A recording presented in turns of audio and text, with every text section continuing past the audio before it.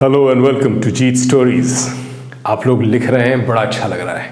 कभी कभी लाइक और सब्सक्राइब भी कर दिया करो यार, अच्छा लगता है मेरे को, बहुत मज़ा आता है जब कोई शाबाशी देता है ना यार, बड़ा अच्छा लगता है। और शाबाशी क्या होती है, लोग सब्सक्राइब करो और देखें और लाइक करें, सब्सक्राइब भी करो और देखना भी है। चलो आज का एपिसोड शुरू करते हैं। आज का एपिसोड या दिल का एपिसोड है, ठीक है। तो इस कहानी में जो इंस्पिरेशनल स्टोरी है उसमें दिल ज़्यादा दिमाग कम, और आज की जो क्वेरी है ना वो भी दिल वाली क्वेरी है। ये लिखती हैं कि भाई मेरी जो भतीजी है उसको 12 साल की भतीजी है इनकी, और लिखती हैं कि उस पर पेरेंट्स ने ना बड़ा प्रेशर सा डाल रखा है, तो ये क्या सही है गलत है, तो उस बारे में बात करेंगे लीन ऑन मी में। चलिए आज का एपिसोड शुरू करते हैं। बहुत ही मज़ेदार और बहुत ही, जैसे मैंने बताया, दिल की कहानी है ये, तो दिल से सुनना और दिल से रिसीव करना है इस कहानी को, ठीक है।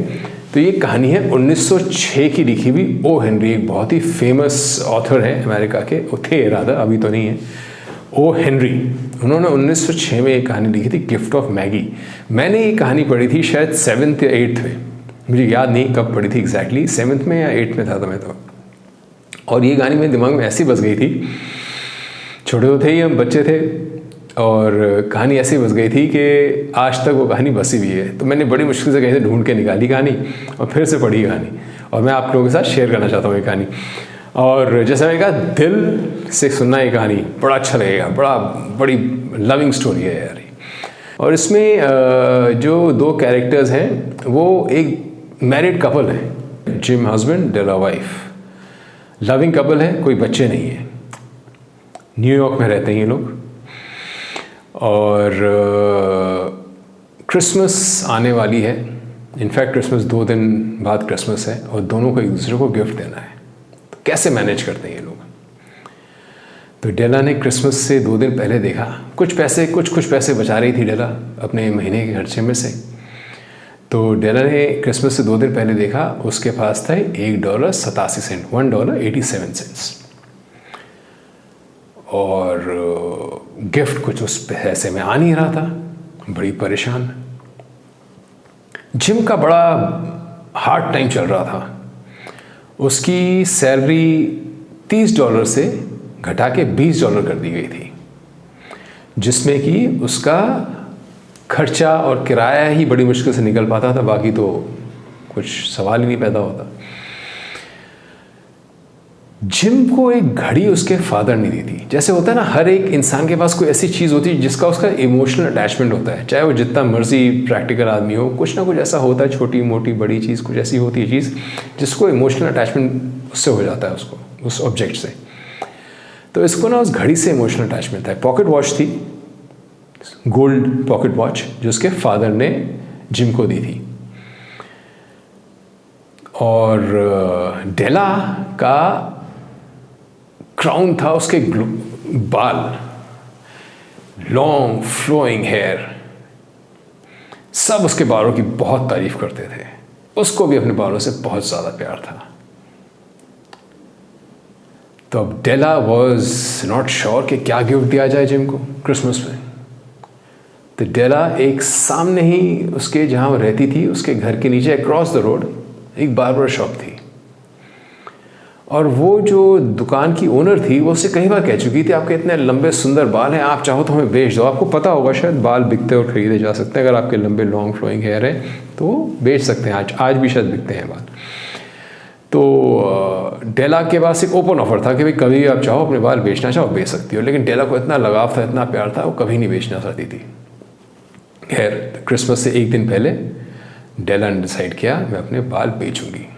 उसने जाके बाल बेच दिया अपने, $20 उसको मिले। अब उसको पता था, उसको पति को सबसे ज़्यादा लगाव किससे था, उस घड़ी से।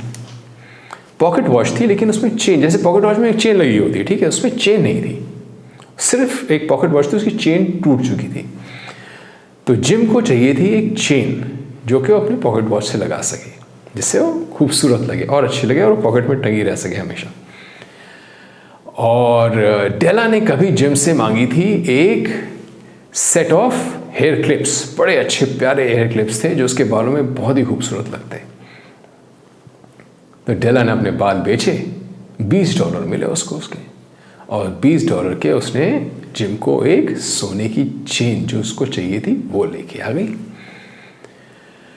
तो जिम अपनी नौकरी के बाद घर को आया वापस शाम को, क्रिसमस ईव पे एक दिन पहले। तो डेला अपना अच्छी तरह तैयार व्यार होके आई, एक ऊपर हैट सी पहनी हुई थी उसने, और आके उसको जिम को प्रेजेंट करी उसने, जो गोल्ड चेन थी। जिम ने गोल्ड चेन देखी, रखा एक तरफ, जेब में हाथ डाला, और उसने वो 2 ब्यूटीफुल जो हेयर क्लिप्स थे, डेला को चाहिए थे हमेशा, वो लेके उसको प्रेजेंट कर दिए। डेला ने अपनी टोपी उतारी और कहती है मैंने तो यार अपने बाल बेच दिए, ये क्लिप्स तो मेरे काम के रहे ही नहीं अब। जिम ने भी कहा मैंने भी अपनी घड़ी बेच दी है, जो गोल्ड वॉच थी, जो उसके फादर की वॉच थी, जो उसने इतने सालों से अपने दिल से लगा के रखी हुई थी, वो उसने बेच दी थी। और उसको बेच के जो पैसा मिला था उससे वो ब्यूटीफुल खूबसूरत ऑर्नामेंटल क्लिप्स लेके आया था डेला के लिए। क्या समझे? जिम की चीज़ जो जिम ने अपनी सबसे प्यारी चीज़ बेच के डेला के लिए ली थी, वो डेला यूज़ नहीं कर सकती थी। डेला ने जो सबसे अपनी प्यारी चीज़, उसके बाल बेच के जो जिम के लिए चीज़ ली थी, वो यूज़ नहीं कर सकता था। लेकिन इस स्टोरी में ये समझ आता है कि वो एक दूसरे के लिए किस हद तक जा सकते थे to show love and affection. आज के समय में ना ये कहानियाँ कुछ लगती हैं कि यार क्या ऐसा होगा भी, क्या भी हो सकता है ऐसा। मुझे तो ऑनेस्टली नहीं लगता कि ऐसा प्यार अब मौजूद है, क्योंकि हर लव के साथ आज टर्म्स एंड कंडीशंस होती हैं। मुझे आज की तारीख में, मैंने, हो सकता है मेरे एक्सपीरियंस में ना आया हो, इस तरह का प्यार नहीं देखा मैंने कभी। अगर आपको जानते हो किसी को या आपके साथ है कुछ ऐसा, तो ज़रूर लिखना है यार। लिखना कहाँ? answerjeet@gmail.com पर। दुनिया को सुनाऊंगा वो कहानी, एक कहानी जो सबसे अच्छी होगी वो सबको सुनाएंगे, आपके नाम के साथ सुनाएंगे उस कहानी को। मज़ा आएगा, सब सुनेंगे, सब एंजॉय करेंगे, और लगेगा, हमें भी विश्वास होगा कि हाँ आज भी ऐसा प्यार और ऐसा लव और ऐसे रिलेशनशिप्स हैं। ज़रूरी नहीं है कि हस्बैंड वाइफ की हो, ब्रदर सिस्टर की हो सकती है, फादर सन की हो सकती है, सन डॉटर, फादर डॉटर की हो सकती है, कोई भी हो सकती है। तो लिखना ज़रूर है, कोई एक्सपीरियंस है आपके पास। और जैसा मैं हर बार बोलता हूँ, अगर आपकी कोई परेशानी है तो आप मेरे को लिखोगे questionjeet@gmail.com पर। तो आज questionjeet@gmail.com की बड़ी इंटरेस्टिंग, इनोसेंस से भरी एक क्वेरी आई है। ये है प्रिया फ्रॉम लखनऊ। ये लिखती हैं, इनकी बड़ी लंबी क्वेरी है, बड़ा लंबा सा सवाल, तो मैं छोटा करके सुनाता हूँ। इनकी भतीजी है जो है 12 साल की। अब इनके जो भाई और भाभी हैं ये काम पे लगे रहते हैं, अपने लैपटॉप पे और अपने फ़ोन पर।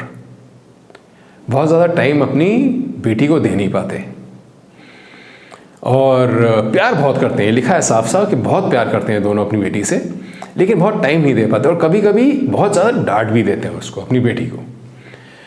और दूसरी चीज़ लिखती है ये कि इनको ये बुरा लगता है कि उस छोटी सी बच्ची पे, 12 साल की बच्ची पे बहुत कुछ लाद रखा है उन्होंने अपना पढ़ाई तो है ही है स्कूल की, उसके अलावा अपनी बेटी को ये म्यूज़िक सिखा रही हैं, उसके अलावा अपनी बेटी को एक पेंटिंग सिखा रही है, उसके अलावा एक लैंग्वेज सिखा रही है अपनी बेटी को। तो बहुत कुछ लाद रखा है। क्या ये सही है, ये पूछ रही है, क्रक्स है उसका, कि ये पूछ रही है कि क्या ये सही है कि इतना कुछ कराना ठीक है। देखिए, पहली चीज़ जो आपने लिखी है कि कभी कभी डांट देते हैं। आपने पहले लिखा है बहुत प्यार करते हैं, और कभी कभी डांट देते हैं, और बहुत बुरी तरह डांटते हैं। डांटना ना एक कोर्स करेक्शन है बच्चे के लिए, 12 साल के बच्चे के लिए डांट, और उसको किसी चीज़ से रोकना कोई बुराई नहीं है उसमें। अगर प्यार करते हैं माँ बाप तो डांटते भी हैं माँ बाप, और डांटते इसलिए हैं क्योंकि वो बच्चा गलत डायरेक्शन ना पकड़ ले।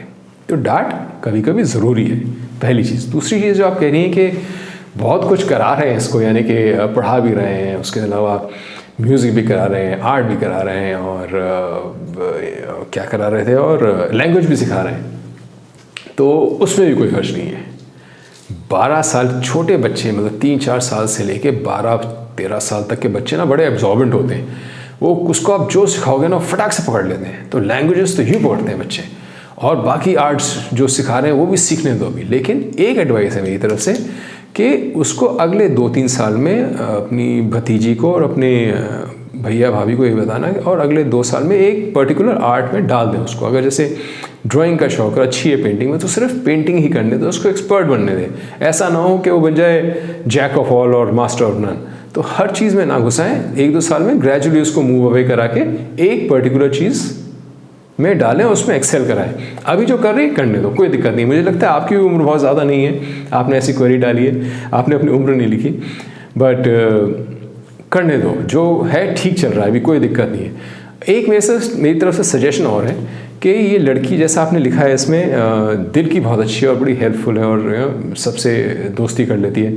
तो इसके लिए जब इन फ्यूचर अगर ऐसी ही रहती है, वो अगर ऐसी रहती है, तो इसके लिए कोई ऐसा प्रोफेशन चूज़ करना है जिसमें कि ये हेल्प कर सके लोगों की। अगर पढ़ाई में बहुत अच्छी हो तो डॉक्टर कर देना, नहीं तो नर्स, नहीं तो टीचिंग में, कोई भी ऐसा प्रोफेशन जिसमें कि she can go out and help people, she will excel in that. ठीक है, अगर और कोई समस्या हो तो फिर लिखना दोस्त, कोई दिक्कत नहीं है प्रिया, आप मेरे को कभी भी लिख सकती हो। अगर ज़्यादा हुआ तो मैं आपसे फ़ोन नंबर शेयर करूँगा, हमारा बात कर लिया करेंगे। ठीक है, तो take care and I am sure everything is going to be just fine. So let be, कोई दिक्कत नहीं है, सब ठीक है। तो आज का एपिसोड ये था, दिल का एपिसोड था आज का। I hope you enjoyed it from the heart. दिल से सुनना, अगर फिर से सुना ना, सिर्फ दिल से सुनना, ज़्यादा दिमाग मत लगाना। Enjoy the story and enjoy this query also which has come. Concern देखो, मतलब एक दूसरे के लिए हम ह्यूमंस कितने कंसर्न रहते हैं, और कितना अच्छा कंसर्न है, प्यारा कंसर्न है इस लड़की प्रिया का। तो अब मिलते हैं अगले एपिसोड में। लाइक सब्सक्राइब जरूर कर देना दोस्त, एंड जय हो, टिल वी मीट अगेन।